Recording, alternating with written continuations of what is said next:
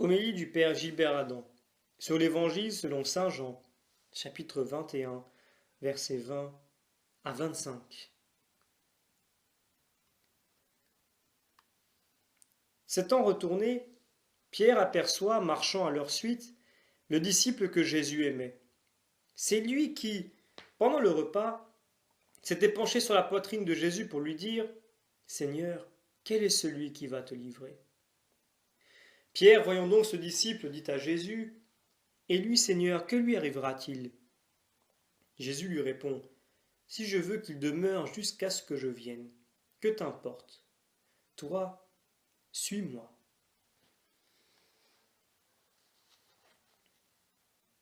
Jésus ressuscité se montre à ses disciples.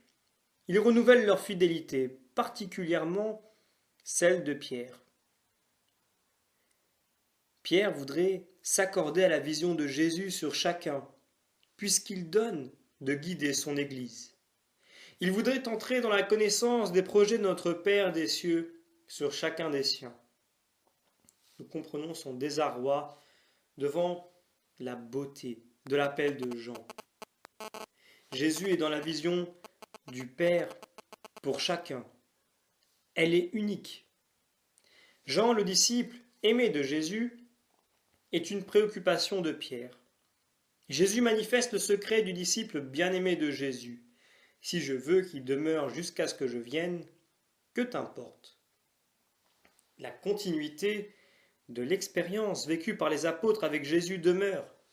Jésus ressuscité réaffirme sa présence aux côtés de ceux qui le suivent.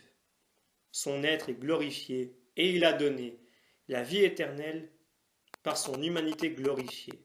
Il surprendra ses disciples jusqu'à la fin. Il chérit l'humanité que Marie lui a tissée en le menant pour ce retour vers le Père. Nous continuons la lecture de l'Évangile.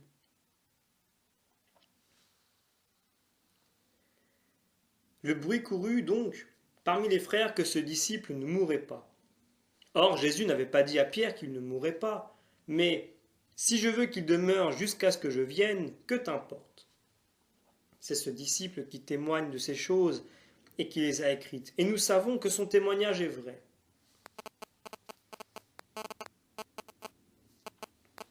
Pierre doit respecter le secret du grand mystère de l'œuvre de Dieu avec un grand respect.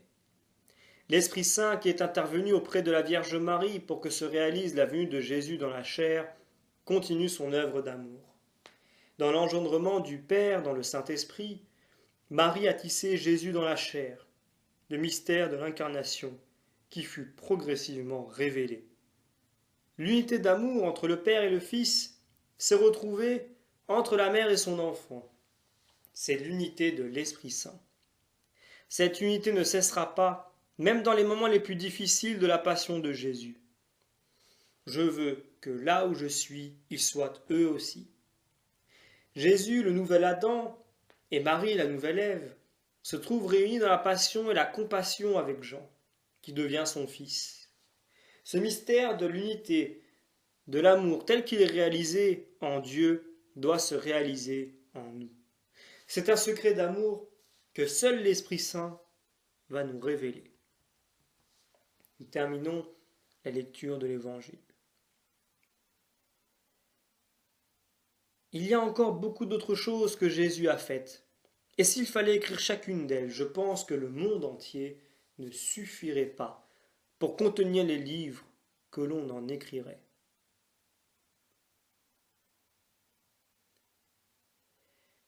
La continuité de l'œuvre de Jésus, dans l'espace et dans le temps, se poursuit par le disciple bien-aimé. Il rend témoignage que le Seigneur est avec lui en toutes circonstances. C'est la raison pour laquelle il peut l'écrire et sa parole est véritable, car il rend témoignage en éprouvant la présence continuelle du Christ. Chacun d'entre nous peut devenir ce disciple bien-aimé, dans la mesure où nous nous laissons guider par l'Esprit Saint. C'est l'Esprit Saint qui nous aide à découvrir à l'intérieur de nous-mêmes la présence de Jésus. Jésus nous a donné les paroles de la vie qui ne passent pas. Les apôtres les ont reçus et ils ont cru que le Père les a envoyés. L'imposition des mains fait de nous les membres vivants du Christ qui tiennent leur unité de l'unité même de la Trinité. Qu'il soit un, comme toi, Père, et moi, nous sommes un. Dans cette remontée vers le Père, Jésus nous entraîne dans son amour. Pierre doit entrer dans le mystère de la vie qui le dépasse et où chacun, selon sa grâce, suit Jésus.